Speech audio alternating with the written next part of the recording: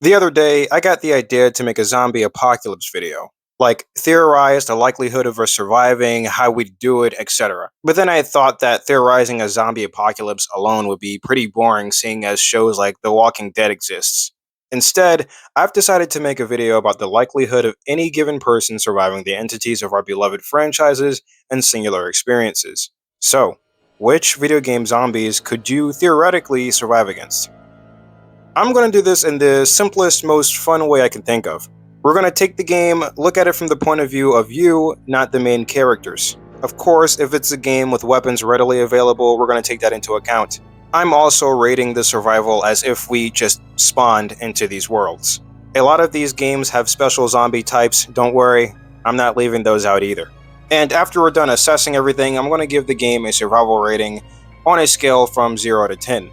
0 out of 10 being there's no fucking way you're going to survive, and 10 out of 10 being survival is completely certain, the zombies are barely an inconvenience. So, without further ado, let's start the list off with probably my favorite zombie game of all time, Left 4 Dead. This game is very high-paced, especially in the higher difficulties. I don't think I've ever played Left 4 Dead on the easy difficulty, but I wouldn't think their herds are exclusive to normal difficulty and above. So, if you are in this game, that means you are going to encounter those crazy shit-your-pants herds. No way around it, buddy. Let's look at it like this. You spawn in, and I'll even be leisurely and spawn down 3 other buddies to help you out. And let's say you actually know how to handle a weapon. You can actually aim. Good. Basic survival guaranteed. But let's not get too hasty. You don't necessarily want to shoot these weapons as they will attract a crazy herd. So you go around with a shovel or a fucking guitar you just found sitting around and go play some whack-a-mole. Hopefully you don't encounter a witch. If you do, and no one has a shotgun, someone is going to die. Let's be realistic, if this entity was real and no one got the opportunity to one-pump her in the face, she will take a life or two before she dies. The same thing can be said about the Hunter. One of the special zombie types I think gets overlooked because of how easily manageable it is in-game. But just because it's underwhelming in a video game, does not mean the shit is underwhelming in real life. Just think about it. You're probably tired, scared out of your mind, and you reach a part of your journey that seems just to be a little more calm than the rest. And then boom! Out of nowhere, a fucking zombie jumps from the top rope, pinning you down and ripping your organs out in quick succession. If you get pounced on by a hunter, which is likely to happen since you are new to this whole world and everything, you're gonna die.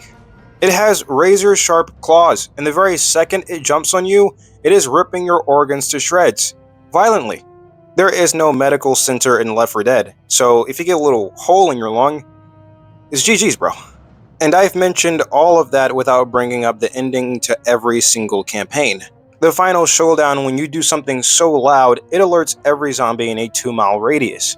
That includes a large herd of small fry moving at like 10 miles per hour, tanks, smokers, jockeys, boomers, chargers, hunters, the whole game is being thrown at you. And realistically, you're not surviving that. I'm giving Left 4 Dead a survival rating of 3 out of 10. Moving on to the Australian Paradise postcard, Dead Island.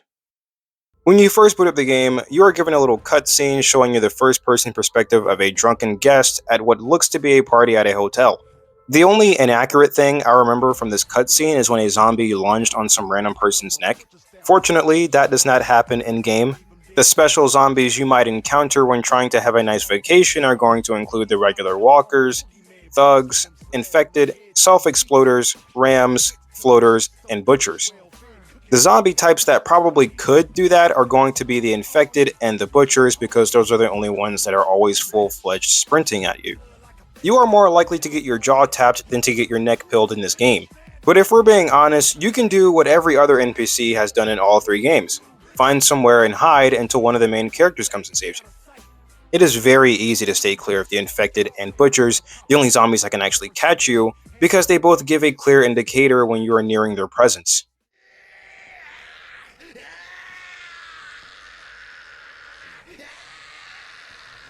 All the other zombie types just shuffle around aimlessly.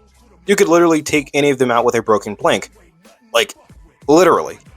And even if you don't have a weapon, you walk faster than they can shuffle at you. I'm giving Dead Island a survival rating of 7 out of 10. I'm pretty sure someone who's handicapped can roll out of harm's way fast enough. Moving on to one of the best, if not the best, zombie title in the gaming space, The Last of Us. This game is very similar to The Walking Dead in nature, mainly because the infection is very plausible. You can get infected via a bite or inhaling the toxins from the cordyceps spores. So we will be taking that into accountability because obviously if you get infected, you will no longer be living. With that out of the way, let's discuss the zombie types. You got the runners, stalkers, clickers, shamblers, and bloaters. The runners are the more common zombies. You will see them just about everywhere you go that hasn't had a human civilization set up there. These bad boys, however, are not small fry. They are called runners for good reason, mainly because they're batshit crazy. They will run at you, lunge at you, swing at you, all with the aggression of a raccoon infected with rabies. The stalkers are pretty much the same thing, but physically stronger and an ambusher. These guys hide in the shadows and wait for you to get close enough so they can take a little nibble out of your neck. They are less common than the runners, but there is still quite a few of them lurking in the shadows. So if you're on a run to get some supplies in a dark lit building, pray. The clickers are less humanoid because the fungus has taken over their entire body, except the ear canals. They use echolocation to hunt prey and maul them with little to no effort, as they are like 10 times stronger than runners. If you even find yourself in a location with these things in real life, just leave, or you will die. Guaranteed. Shamblers are a larger and slower type of infected, but I will argue that they are not any less dangerous. They are extremely brutish, so if they get their hands on you, they are going to pummel you to death. And be careful about how you kill them and where you kill them because they will release gas and toxins when you do, so that makes it dangerous to kill them in mid to close proximity. The bloaters are very similar to the shamblers because they can also emit those toxic spores and gases, but the difference is that the bloaters throw it at you. The bloaters are pretty rare. You probably won't encounter one, but if you do, same as the clickers, just walk the other way. I mean, just imagine trying to survive this, you know? Sometimes you need food, supplies, ammunition. There will be a time when you have to go out and go get something. But most of the knowledge of these infected will come from word of mouth or naturally navigating through the world yourself. If you aren't one of the lucky ones to find yourself a civilization that'll take you in, you're kind of on your own and shit out of luck. So in that regard, I'm giving The Last of Us a survival rating of 5 out of 10. Next up, we have Call of Duty Zombies, baby. I'm talking about World at War, Black Ops, Cold War, the whole franchise. Initially, I was only going to rate the maps like Transit, Moon, 5, Origins, the more story-oriented COD Zombies experiences, but they all have their own special zombies, specific routines, and ways of discovering something secret. They all vary way too much, so I'm just going to take COD Zombies Survival and rate that one. Are you ready? 0 out of 10.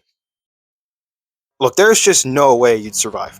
Even if you had infinite rounds to blow through, you'd eventually get tired of running and training zombies round after round, hour after hour. It would be fun to see what Juggernog and Quick Revive actually taste like though. I'm gonna be honest, I put this one in for shits and giggles. I love COD Zombies, especially Dead Ops Arcade. If you like COD Zombies, you should subscribe. I mean, subscribe even if you don't like COD Zombies. I need it.